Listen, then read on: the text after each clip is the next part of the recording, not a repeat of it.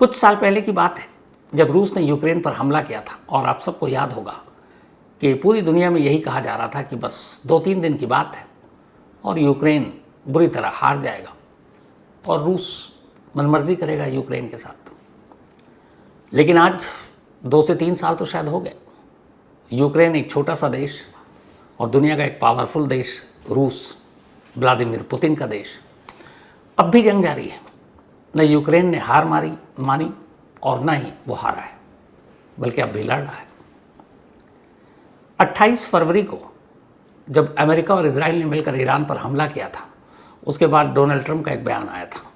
2 से 4 दिन कहानी खत्म, और फिर ईरान का वो हश्र होगा कि ईरान बातचीत के टेबल पर आएगा, वहाँ पे उनकी मर्जी की सरकार होगी और सब कुछ ठीक हो जाएगा।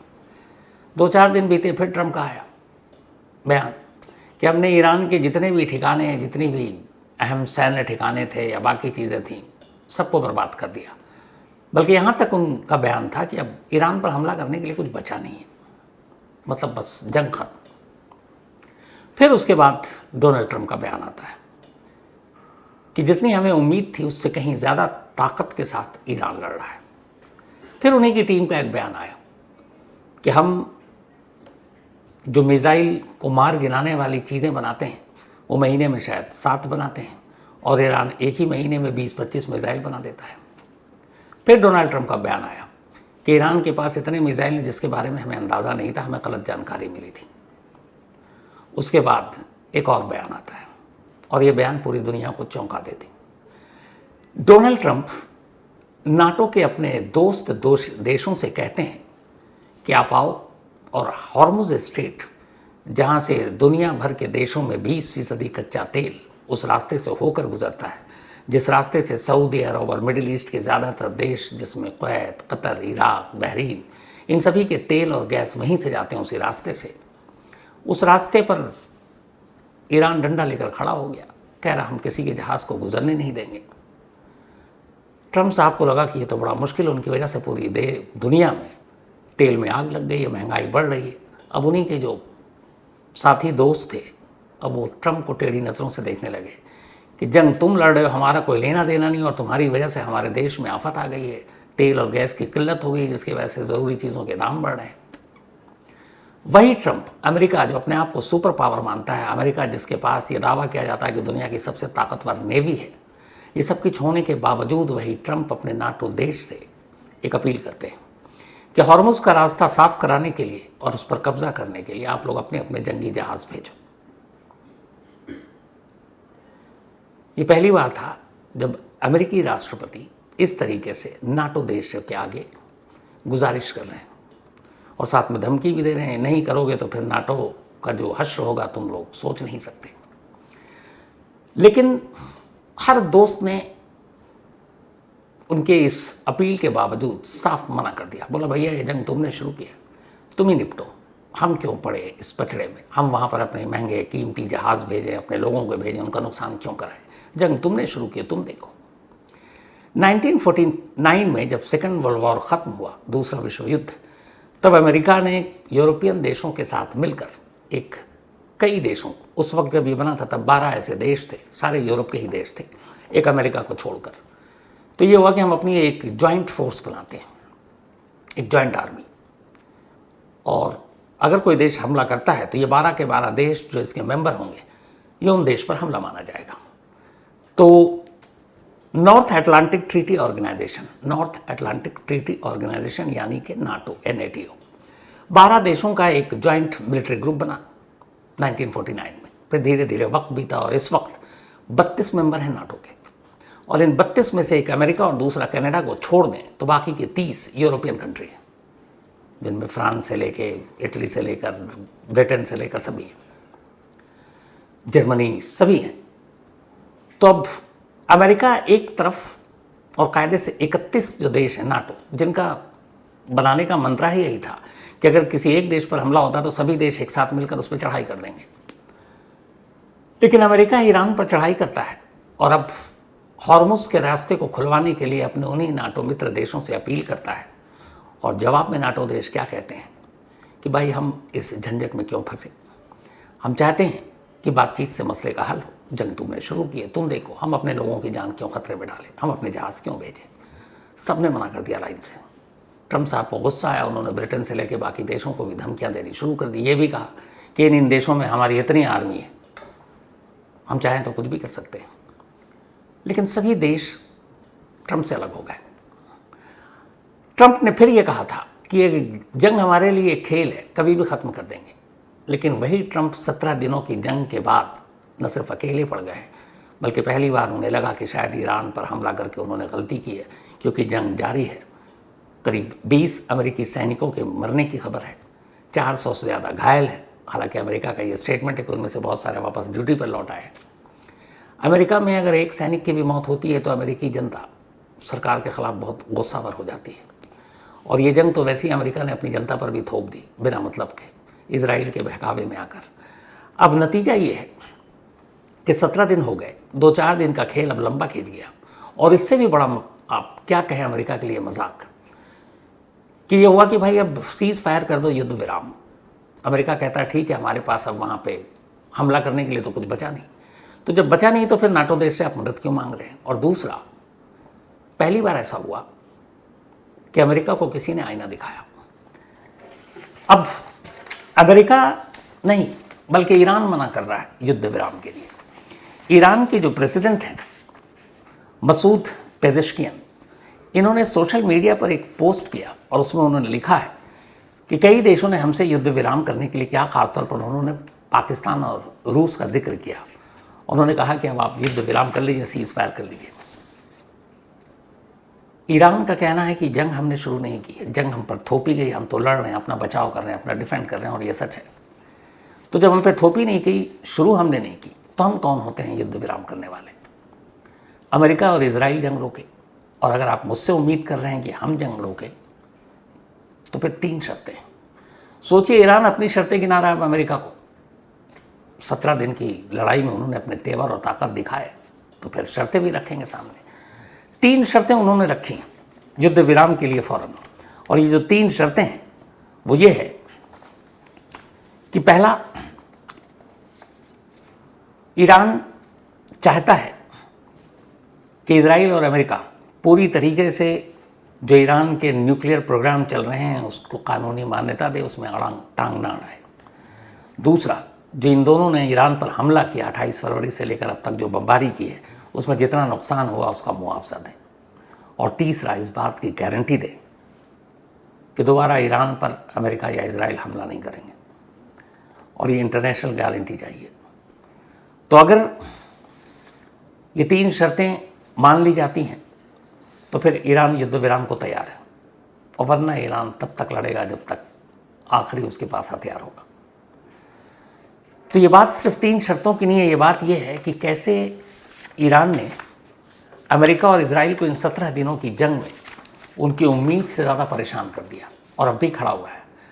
इस ईरान की तरफ से बयान आया था कि शुरुआती जंग में जो पहले 5-6 दिन थे, उन्होंने अपने कबाड़ मिसाइल का इस्तेमाल किया था, और ये बड़ी एक सोची समझी उनकी रणनीति का हिस्सा था कि जब हमला हुआ तो उन्होंने पलटवार किया, मिसाइल दागे जो उनके सबसे घटिया मिसाइल थे।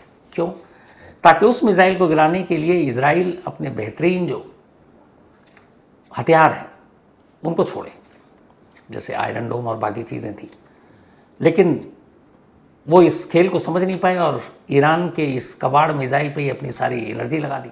और उसके बाद फिर ईरान ने अपने मिसाइल निकाले, और वो अभी भी लगातार न सिर्फ इजराइल पर, बल्कि पहली बार ऐसा हुआ कि अमेरिका के जो सैन्य ठिकाने मिडिल ईस्ट में हैं उन देशों पर, उन ठिकानों पर ईरान ने हमला किया। और ये किसी ने नहीं सोचा था कि ईरान सीधे सीधे अमेरिका के सैन्य ठिकानों पर हमला कर सकता है, लेकिन ईरान ने जब ये किया, कहानी वहीं से पलटी।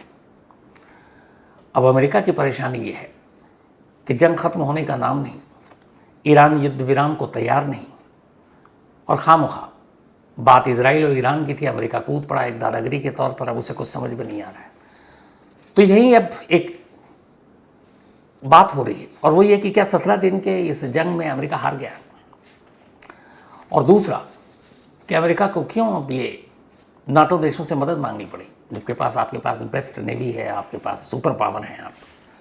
तो उसकी कई चीज़ें, अमेरिका को जब ये लगा था शुरुआत में ईरान पर हमला किया कि जनवरी में और दिसंबर के एंड में अमेरिकी जो लोग हैं उन्हें बड़ी आसानी से समझा सकते हैं कि ईरान में देखो ईरानी जनता उन्हीं की सरकार के ख़िलाफ़ है, हम हमला करेंगे, तख्ता पलट करेंगे, ईरानी जनता खुश हो जाएगी, बाकी काम हो जाएगा। लेकिन हुआ उल्टा। जब 28 फरवरी को अमेरिका ने हमला किया जिसमें खामनेई की मौत की बात आई, उसके 24 घंटे बाद डोनाल्ड ट्रंप ने एक बयान जारी किया था कि ईरानी जनता या ईरानी अवाम अब तुम आगे आओ और सत्ता अपने हाथ में लो, अपने पसंद के लोगों को बनाओ। फिर उन्होंने ये भी कहा ट्रंप ने कि अब जो अगली हुकूमत होगी उसमें जो नेता होगा उसमें हमारी भी हाँ होगी कि कौन बनेगा। लेकिन हुआ उल्टा। इस जंग के बाद जो ईरानी जनता खामनेई और ईरान की सरकार के खिलाफ थी वो एकजुट हो गई। खामनेई की मौत की जब खबर आई तो हज़ारों लोग सड़कों पर उतर आए। तख्ता पलट हुआ नहीं। पहला झटका अमेरिका को यहाँ लगा। दूसरा झटका ये लगा कि जब ईरान ने हॉर्मुज स्ट्रेट बंद कर दिया तो अब अमेरिका की दोस्ती तो मिडिल ईस्ट के देशों से है, सऊदी अरब से है, यूएई से है, कतर से है, इराक में तो उसकी कठपुतली सरकार है ही है। तो वहाँ के जब सैन्य ठिकानों पर हमले होने लगे तो अब यूएई जैसा देश जो पूरी तरह से टूरिज्म पर टिका हुआ है, दुनिया में सबसे सेफेस्ट प्लेस जिसको कहते हैं, जिसका कोई टेररिज्म क्राइम से मतलब नहीं है, और वहाँ बड़े बड़े लोगों ने अपनी इन्वेस्टमेंट कर रखी है, बड़े बड़े लोगों के घर हैं पूरी दुनिया के। तो जब वहाँ हमला हुआ तो लोग घबरा गए कि दुबई में तो हम लोग आए थे कि भाई ये सेफेस्ट प्लेस है, पर यहाँ क्या हो रहा है, यहाँ भी मिसाइल गिर रहे हैं। उधर सऊदी अरब में रियाद में भी अमेरिकी बेस पर हमला होने लगा। तो इन देशों को लगा कि ये क्या हो गया। अब वो देश अमेरिका पर दबाव डालने लगे, भाई लड़ाई आपकी है, हमारे देश पे क्यों हम खामखा आपकी वजह से, आपकी मौजूदगी की वजह से हम पर हमले हो रहे हैं। तब उधर दबाव भी है कि अमेरिका मिडिल ईस्ट के अपने दोस्त देशों को नाराज़ नहीं कर सकता, क्योंकि यहाँ से अमेरिका अपनी मन मर्जी के हिसाब से तेल भी लेता है और उस देश को चलाता भी है। तो अरब देश भी नाराज़ हो रहे हैं। हॉर्मुज के बंद होने से इन देशों, जो पूरे अरब देश हैं, इनकी पूरी जो ज़िंदगी टिकी है वो तेल और गैस पे ही है। वही बेच कर ये लोग अपनी शाही ज़िंदगी जीते हैं। और वो तेल निकाल कर जो ले जाने का दुनिया का बाज़ार है वो वही रास्ता है जो ईरान की दहलीज पर है, यानी हॉर्मुज स्ट्रेट। तो इसी एक रास्ते से जब दुनिया भर के बाज़ार में वो तेल और गैस जा रहा है और उस रास्ते को ईरान ने बंद कर दिया तो उन लोगों ने अपने उत्पादन बंद कर दिए, क्योंकि निकाल तो लें तेल गैस, भेजें कैसे दूसरे देशों को। 70% तक कटौती कर दी उन्होंने प्रोडक्शन में। अब इस कटौती का मतलब है कि उनकी आर्थिक हालत भी हर गुजरते दिन के साथ कम होती जाएगी, गिरती जाएगी। अब वो अलग उधर दबाव डाल रहे हैं अमेरिका पर कि आपके जंग की वजह से हमारा तो बिजनेस ठप हो रहा है, तो हम क्या करें। तीसरा, अब इस जंग के चक्कर में और हॉर्मुज के चक्कर में पूरी दुनिया के बाकी देशों में तेल और गैस की कमी भी हो रही है, दाम जो है आसमान पर है। तो वो देश भी अब अमेरिका को आंखें दिखाने लगे हैं कि आपकी दादागिरी के चक्कर में हम फंस गए।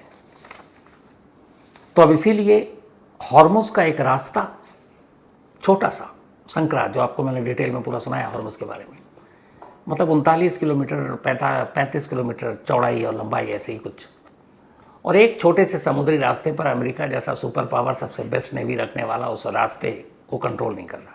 और ईरान ने यह दिखाया कि ईरान की चूँकि दरवाजे पर, सरहद पर है, ये कुछ ही दूरी पर, वो अपने ही सरजमीन से बैठकर और इस पूरे हॉर्मुज का एक जो नेक है जहाँ से जहाज़ गुजरता है, चूँकि बहुत संकरा रास्ता है, तो एग्जिट पॉइंट को अगर बंद कर दे तो कोई जहाज़ गुजर नहीं सकता। और अगर गुजरने की ज़बरदस्ती हिम्मत करेगा तो ईरान उस पर बम गिरा रहा है। कई ऐसे जहाज़ हैं, कम से कम 10 जहाज़ों को निशाना बनाया ईरान ने।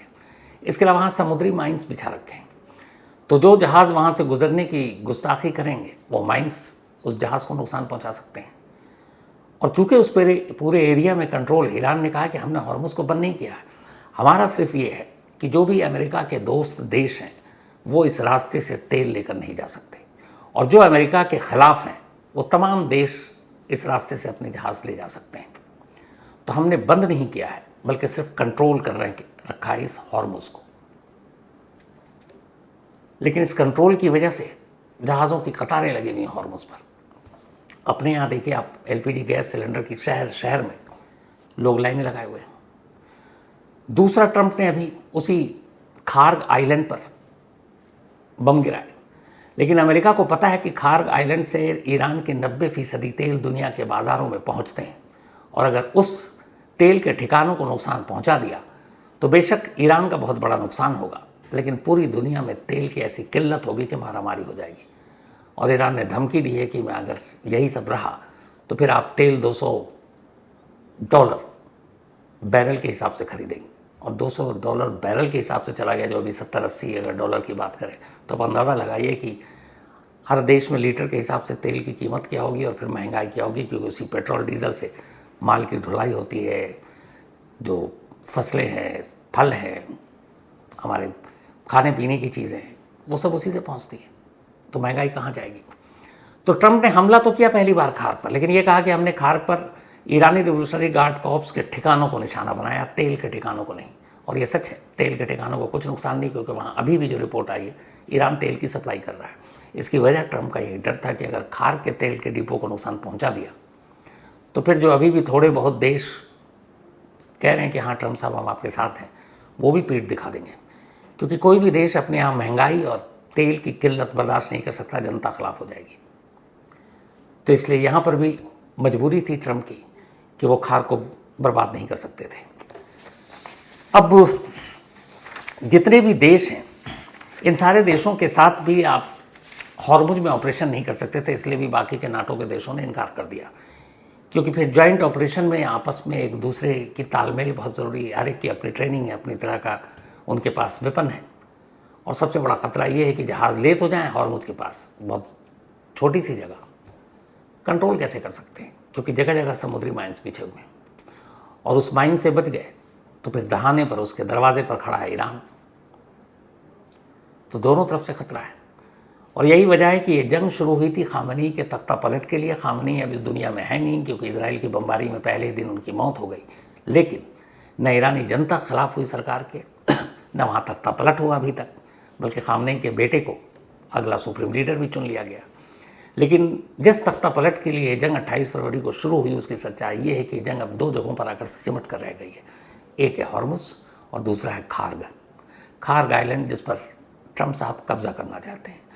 आज ही दिन भर एक बड़ी खबर चल रही है, अब इसके बारे में क्या कहें। ट्रंप साहब ने अभी ईरान से निपटे नहीं और कह रहे हैं कि हम क्यूबा जो है उसकी इकोनॉमी ठीक नहीं है, वहाँ तेल भी नहीं है, वहाँ की सरकार भी निकम्मी है, तो हम चाहते हैं कि मैं पहला प्रेसिडेंट बनूँ अमेरिका का जो क्यूबा पर कब्जा कर ले। और मैं इसके बारे में गहराई से सोच रहा हूँ। तो मतलब आप ये देखिए कि कहाँ वेनेजुएला से शुरू हुआ, फिर क्यूबा, अभी ईरान पर है, और भी कई देश हैं।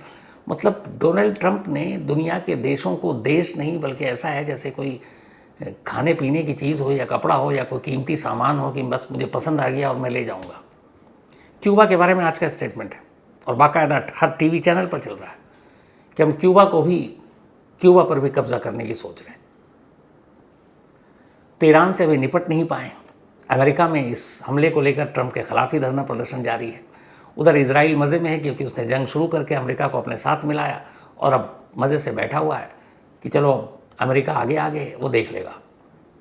उसने भी अपनी चालाकी की है और इस खेल में ट्रंप फंस गए।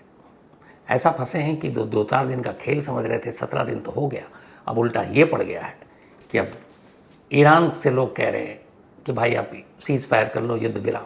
और ईरान ने शर्तें रख दी सामने, शर्तें ऐसी जो शायद मानी नहीं जाएंगी, और ईरान को ये बात पता है, और इसीलिए ये जंग अब लंबी खींचेगी, और या तो फिर अमेरिका और इजराइल पीछे हटे।